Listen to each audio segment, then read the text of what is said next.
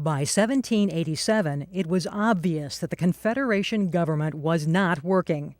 The new United States was on the verge of bankruptcy, and cooperation between the states was declining. That summer, representatives from 12 states met in Philadelphia to restructure the Articles of Confederation government. We would all like to think that the men who created our government all wore white hats, that they were 21st century people and they knew slavery was wrong and they wanted to get rid of it. It's not the case. When they do discuss slavery at the convention, it is not about the slaves themselves. Nobody wants to talk about the inhumanity of slavery. Nobody talks about how slaves are really people. It was an issue in terms of representation. Were slaves going to be counted when you based the House of Representatives on population? And it was an issue in terms of importation of slaves. No one raised the issue of the importation of more people stolen from their homeland in Africa was evil. That was not the issue.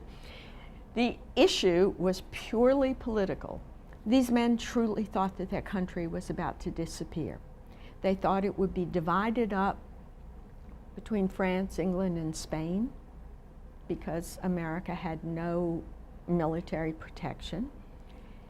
Or they thought that it would implode because the states had gone back to their old colonial pattern of battling each other.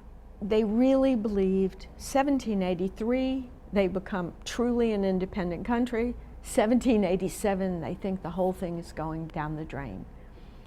So for them, the key issue was how to produce a government that would save the country.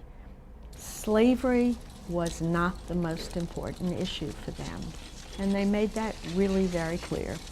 So I think if we want to look for a high-minded discussion of the morality of slavery, we cannot look to the convention. The result of the convention was the Constitution, a blueprint for a new government.